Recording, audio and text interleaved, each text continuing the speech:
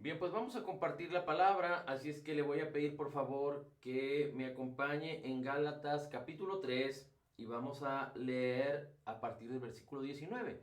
Hemos estado hablando y estudiando la carta del apóstol Pablo a los Gálatas y hemos dicho que el capítulo 3 es muy enfático respecto a cómo la promesa de Dios no viene por causa de la ley, sino Dios dio la promesa a Abraham.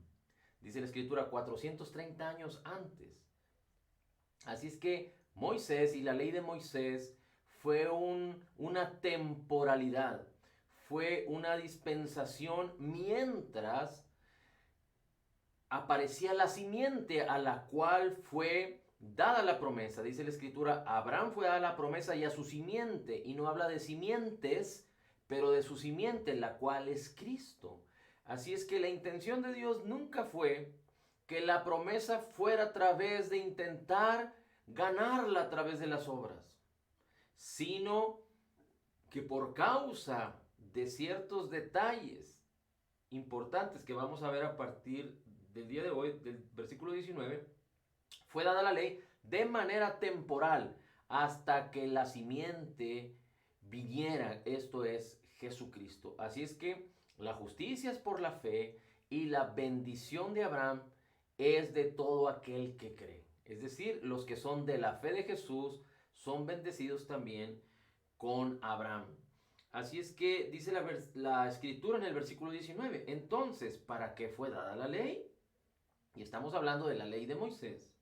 Dice, fue añadida a causa de las transgresiones. ¿De las transgresiones de quién? De el pueblo. Ahora es muy importante que entendamos algo.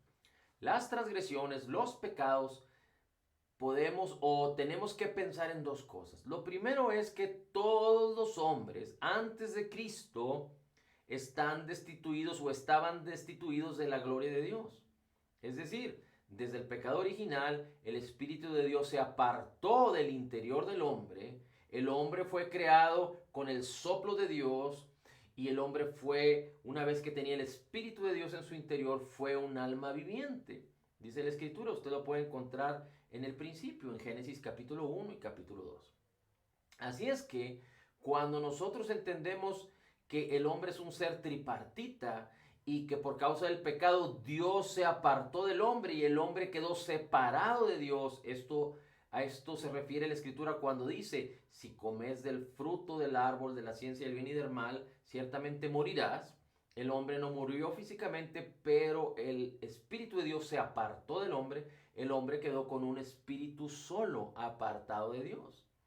Así es que antes de Cristo todos los hombres estaban destituidos de la gloria de Dios. Después de Cristo todos los hombres nacimos, todo nacido de mujer nace destituido de la gloria de Dios, apartado de Dios. Pero por causa de la fe de Jesús, por causa de venir a Cristo, por causa de tener a Jesús, nuestro Señor y Salvador, como Señor y Salvador, valga la redundancia, entonces es que nacemos de nuevo.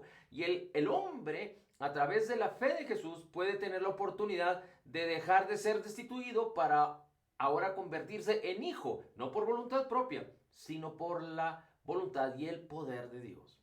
Así es que ahora los hombres en Cristo pueden ser nuevas criaturas si creen en Jesús y en lo que Jesús hizo por nosotros en el Calvario. Bien, entendiendo esto, dice la escritura que la ley fue dada por causa de las transgresiones. Así es que el hombre, por un lado, tiene la naturaleza pecaminosa y por otro lado, sus acciones, que son el resultado de tener una naturaleza pecaminosa, son pecaminosas, acciones pecaminosas o transgresiones. La naturaleza de Dios, perdón, la naturaleza pecaminosa en el hombre, la naturaleza pecaminosa en el hombre impide que el hombre pueda tener una relación con Dios. La naturaleza vieja del hombre, la naturaleza apartada de Dios, la naturaleza separada de Dios, la naturaleza pecaminosa impide que el hombre pueda tener una relación con Dios. Todo aquel que no tiene el Espíritu de Dios, todo aquel que no tiene una nueva naturaleza, que es una nueva criatura en Cristo, que no tiene el Espíritu de Cristo, entonces no es de Dios, dice la Escritura. Así es que todo aquel que permanezca o que aún tenga una naturaleza pecaminosa no se puede relacionar con Dios a nivel espiritual o en el espíritu. Podrá intentarlo en su carne, podrá intentarlo en su alma, pero nunca podrá tener una genuina y verdadera naturaleza de Dios. Esto le impedirá al hombre, una naturaleza pecaminosa impedirá al hombre que pueda tener una eternidad con Dios, una eternidad con Cristo. Por lo tanto, Dios en su diseño salvador causó que por la muerte, sepultura y resurrección de Jesucristo, el hombre pudiera nacer de nuevo y tener una nueva naturaleza creada en la justicia y santidad de la verdad. Así es que los hombres, por causa de su naturaleza y de su pecado y de sus transgresiones, tuvieron que limitarse, ser controlados, podríamos decirlo así, por la ley de Moisés. Dios le dio la promesa a Abraham a través de que Abraham, o por causa de que Abraham creyó a Dios y le fue contado por justicia, y la intención era de que esto sucediera de la misma manera en la descendencia natural de Abraham. Pero resulta que hubo un pueblo que fue Egipto, que quedó como esclavo, que fue liberado con poder por Moisés, pero fue un pueblo incrédulo. El pueblo de Israel, un pueblo que rechazó a Dios y rechazó la manera en la que Dios había diseñado su plan salvador hasta que viniera Jesús. Así es que, como el pueblo rechazó a Dios y se quiso justificar a sí mismo, Dios les tenía que poner un alto y les tenía que hacer saber su condición pecadora para que ellos entendieran que sí y solo sí podían relacionarse con Dios a través de tener una nueva naturaleza. Aunque Dios se pudo relacionar con ellos a través de Moisés. Es decir, la manifestación del poder de Dios, de los milagros de Dios, de la gloria de Dios, pudo ser visible a favor del pueblo a través de Moisés y a través de los hombres de Dios que el Señor levantó hasta que Cristo viniera. Sin embargo, las personas no podían tener una relación genuina con el Señor. Y dice la Escritura, ¿para qué fue dada la ley? Fue dada por causa de las transgresiones hasta que viniera la descendencia, es decir, la simiente, Jesucristo, a la cual había sido hecha la promesa. Ley que fue promulgada mediante ángeles por manos de un mediador, Moisés.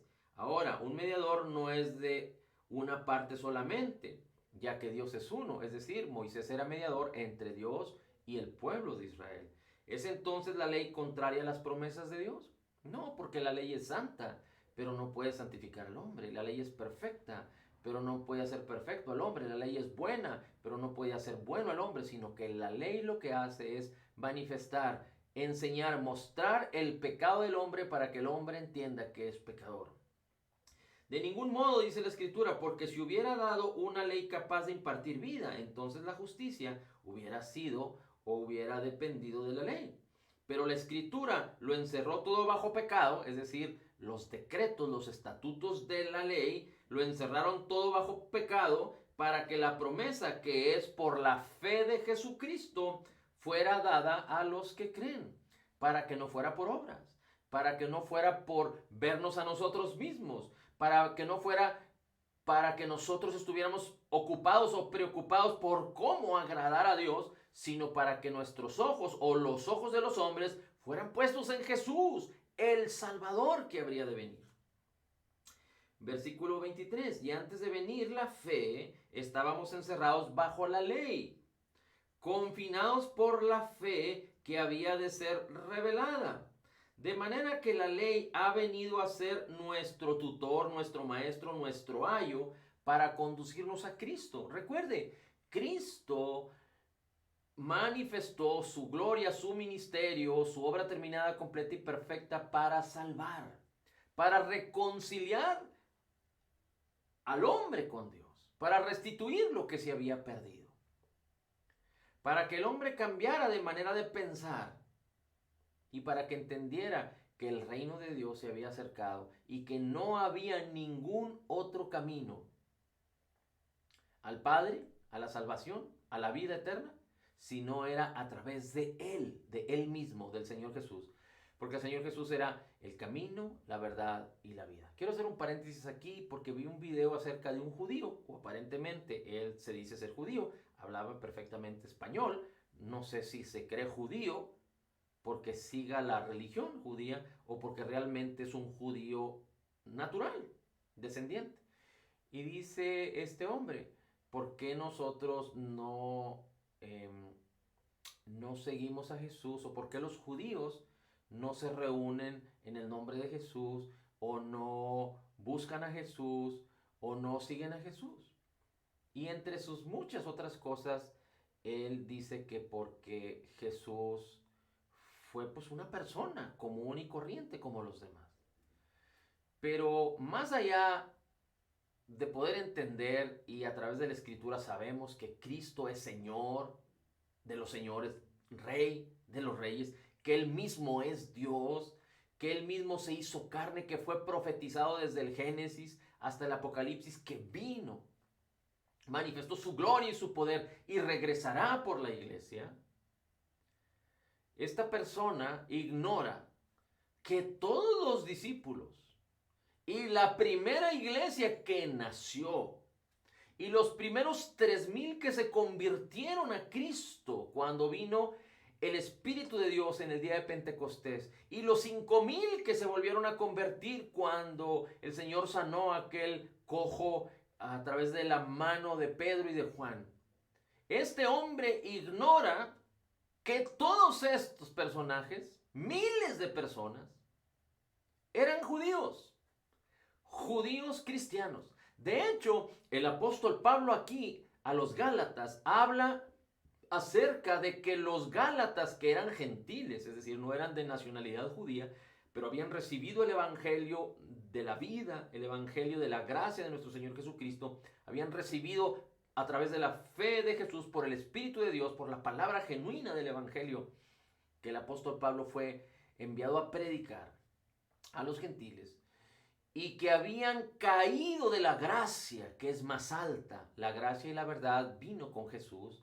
La ley fue dada por Moisés, pero la gracia es más alta que la ley, porque la ley simplemente es temporal, mientras Jesucristo venía al mundo para entregar su vida y cumplir la voluntad y el propósito de Dios. Pero los Gálatas malinterpretando o malentendiendo, o más bien escuchando voces que hablaban, personas que hablaban para perturbar a los creyentes, para perturbar el evangelio, y lo pervirtieron, añadiendo o judaizando. Estas personas eran judías. Y aunque estaban judaizando, y no estoy hablando de que eran incrédulos, porque seguramente o posiblemente, porque en la iglesia de Jerusalén y en muchos lugares de Asia y de Europa, recuerde que cuando el día de Pentecostés vino y que el Espíritu de Dios descendió y lenguas de fuego fueron entregadas sobre Pedro, sobre los discípulos, sobre los 120 que estaban reunidos, dice la escritura que muchos judíos de todas partes del mundo estaban reunidos y se asombraron, y muchos de esos judíos fueron creyentes, nacieron de nuevo. Pero los judíos tenían un problema, que además de ser cristianos, estaban también educados, enseñados por la ley. Y entonces hacían una mezcla entre la gracia de nuestro Señor Jesucristo y observar la ley, el circuncidarse, el guardar el sábado, etc. Así es que los Gálatas sufrieron esta perturbación y habían caído de la gracia para seguir la ley. Así es que muchos de estos hombres que causaron esto en los Gálatas eran judíos nacidos de nuevo, posiblemente. Y esto significa que la primera iglesia eran del pueblo de Israel, eran judíos. Bien, vamos a regresar. Así es que el versículo 24 dice: de manera que la ley ha venido para ser nuestro tutor hasta conducirnos a Cristo, a fin de que seamos justificados por la fe. Nadie puede ser justificado por sus propias obras, sino por la fe. Y esto no se entiende correctamente. ¿Por qué? Porque es muy fácil entender el eslogan: la justicia es por la fe, somos justificados por la fe. Pero tener una mentalidad de gracia y verdad, tener una mentalidad de que somos justificados por la fe, es diferente a solo declararlo. Para poder tener una mentalidad, un entendimiento claro de que somos justificados por la fe, necesitamos conocer, entender correctamente y creer correctamente y permitir que la palabra del Evangelio, la palabra del Señor, renueve nuestras mentes para ser transformados y poder estar firmes y vivir la justicia que es por la fe. Porque muchos hoy en día que son cristianos hablan de que estamos en la gracia y somos justificados por la fe, pero tienen o siguen teniendo una mentalidad de ley. Escuchando a unas personas que estaban orando, decía: Señor, permite que podamos estar en unidad. Señor, permite que podamos crecer y ser transformados. Señor, permite que podamos ver la manifestación de tu bendición. Y usted puede decir, bueno, ¿qué tiene de malo esta oración? Bueno, el problema está en que si tú le vas a dar la responsabilidad a Dios y estás creyendo que Dios es el que va a causar, sin que tú hagas nada, ser transformado, que haya unidad, que tú ames a los demás, que tú seas bendecido, entonces no estás entendiendo correctamente el Evangelio. No estás entendiendo la obra terminada de nuestro Señor Jesucristo. Hay otros que oran y dicen: hay que esperar, Señor, sabemos que tus tiempos son perfectos. Tú tienes los tiempos y tus tiempos son perfectos, pero ignoran. No tienen discernimiento de los tiempos y esperan en automático que las cosas suceden, y cuando no suceden, se justifican diciendo: es que los tiempos no son perfectos. Imagínate tú a una mujer, a una doncella, a una jovencita o a una joven de entre los 18 a los 23 años o 25 años, que quiere casarse, que busca y anhela casarse, que es una devota del Señor, que ama al Señor con todo su corazón, pero no hace nada respecto a su matrimonio. Y no me refiero respecto a encontrar novio o respecto a saber quién va a ser su pareja para poder casarse. Y no me refiero a que vaya a todos los antros y que se ofrezca a todos los hombres que conozca para ver cuál es el indicado. No, me refiero a que no entiende correctamente la palabra y no se ocupa de Jesús para que Jesús provea la sabiduría y el entendimiento.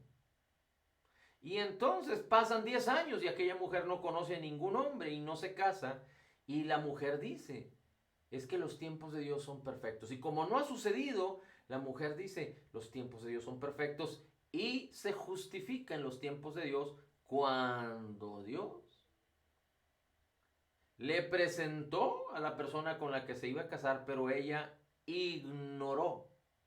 No estaba lista para apropiarse de la bendición que Dios ya le había entregado. A lo mejor no es un ejemplo muy claro, pero le pongo un ejemplo más histórico, más tradicional. Un hombre que va en un barco, el barco se hunde, naufraga este hombre y ora al Señor y le dice: Señor, sálvame. Y de repente aparece un colchón que venía en la barca, y él agarra el colchón y lo avienta por delante y sigue flotando. Señor, sálvame. Y después viene un pedazo grande de madera que también era parte del barco, agarra la parte de madera o el tronco que aparecía ahí y lo avienta más adelante para que deje que se vaya. Y después aparecen, digamos que, no sé, unas partes de unicel o con las que puede flotar, y también las agarra y las avienta y sigue flotando y dice: Señor, sálvame, Señor, sálvame. Y aquel, yo creo que estaba esperando que viniera una lancha motorizada de alta velocidad con guardacostas encima. Y dice la historia que mientras él oraba: Señor, sálvame, envíame salvación. Y la historia dice que el Señor le dijo: bueno, te envié un colchón y no lo tomaste, te envié madera para que flotaras y no lo agarraste, te envié unicel para que te hicieras un salvavidas y no los utilizaste. Bueno, es la misma manera, es lo mismo. Así es que no se trata de que solo digamos las frases, sino se trata de que conozcamos, creamos y entendamos correctamente y permanezcamos en la palabra para que la palabra renueve nuestras mentes y transforme nuestras vidas. Si yo oro al Señor y le dice, Señor, permite que haya unidad en mi familia, pero yo no amo a mis hermanos, yo no perdono a mis familiares, yo no soy propicio, no permito que el Espíritu de Dios manifieste su paciencia, por ejemplo, su amor, su templanza, su mansedumbre. Entonces, ¿cómo voy a ser parte de la unidad en la familia? Así es que no se trata que Dios meta su mano, sino que la mano de Dios, que es la fe, quiere manifestar acciones en mí como resultado de lo que soy, como resultado de que la palabra renueva mi mente y me transforma para que el fruto del Espíritu se manifieste. Versículo 25. Pero ahora que ha venido la fe, ya no estamos bajo ayo. Es decir, el tutor, la ley, ya se fue más, ya no sirve para nada. Pues todos sois hijos de Dios mediante la fe en Cristo Jesús. ¿Quiénes pueden ser hijos de Dios? Los que a través de los que a través de la fe de Jesús vengan a Él. Se apropien de la salvación, de la obra terminada, completa y perfecta. 27. Porque todos los que fuisteis bautizados en Cristo, de Cristo os habéis revestido. Versículo 27, ponga mucha atención. Porque todos los que fuisteis bautizados, y no se refiere al bautismo en agua. El bautismo en agua es una representación testimonial, física, de lo que ya sucedió en la fe, en la vida de las personas cuando creemos. Dice, porque todos los que fuisteis identificados en la muerte, sepultura y resurrección de Jesucristo, dice, os habéis revestido de Cristo. ¿Por qué? Porque tenemos un espíritu nuevo. Fuimos revestidos. Recuerde que Efesios dice, debes de vestirte con el hombre interior. Capítulo 4, Efesios 4, vestíos con el hombre interior que fue creado en ustedes de acuerdo a la justicia y a la santidad de la verdad. Así es que dice, fuimos revestidos de Cristo en nuestro espíritu. Por eso es tan importante que seamos renovados en nuestra mente con la palabra y el poder del Espíritu de Dios que mora en nosotros, para que nuestra alma y nuestro cuerpo también participen de la bendición que ya tiene nuestro espíritu, que es completamente perdonado, totalmente perdonado, completamente sanado, perfectamente justificado, altamente favorecido, profundamente amado, grandemente bendecido, más que vencedor. Versículo 28. No hay judío ni griego, es decir, es para todo aquel que cree. Es para todo aquel que cree. No hay judío ni griego, no, el judío no queda exento. Aunque el judío, digamos que de alguna manera o de otra, tiene la atadura de la ley, pero aquel judío que cree correctamente, como la primera iglesia, entonces, sea judío, sea griego, o sea esclavo, o sea libre, o sea hombre, o sea mujer, porque todos sois uno en Cristo Jesús. Así es que el Señor no hace distinción para relacionarse con el hombre, sea judío, griego, esclavo o libre, hombre o mujer.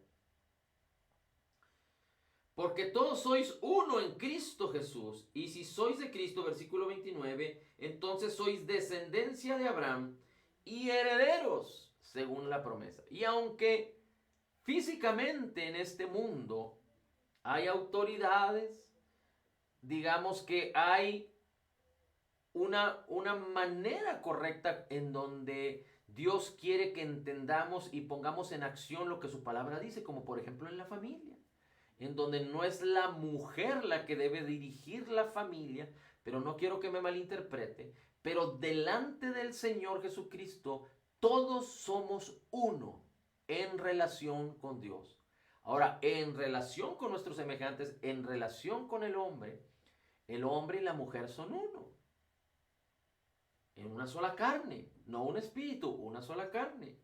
Y le fueron dadas en el matrimonio al hombre sus responsabilidades y a la mujer. Por ejemplo, la Biblia dice que el hombre debe amar a su mujer, como Cristo amó a la iglesia y se entregó a sí mismo por ella.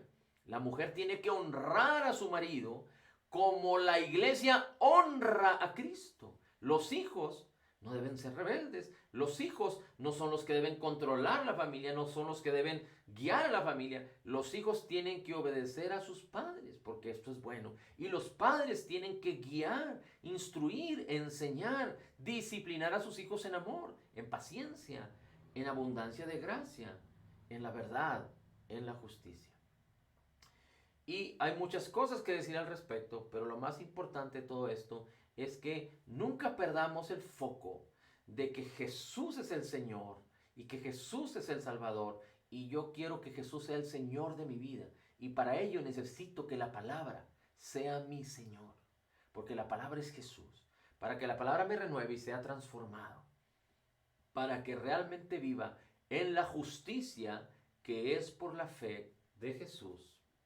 Amén, amén y amén. Gracias, Padre, te damos porque eres bueno y para siempre es tu misericordia. Gracias porque Jesús es el camino, la verdad y la vida. Es mi Señor y mi Salvador. Gracias, Padre, por tu Hijo amado Jesucristo. Gracias, Señor Jesús, por tu amor incondicional, porque tu Espíritu está conmigo y porque tu palabra es viva y eficaz. Renueva mi mente y transforma mi vida en tu imagen de gloria en gloria, de gloria en gloria. En Cristo Jesús declaramos que somos total y completamente perdonados y sanados, perfectamente justificados, altamente favorecidos, profundamente amados, grandemente bendecidos, más que vencedores en Cristo Jesús. Como Jesús es, dice tu palabra, así somos nosotros en este mundo. Somos la justicia de Dios en Cristo. Recibiendo la abundancia de tu gracia y del regalo gratuito de tu justicia, podemos declarar: todo lo puedo en Cristo que me fortalece. Amén, amén y amén.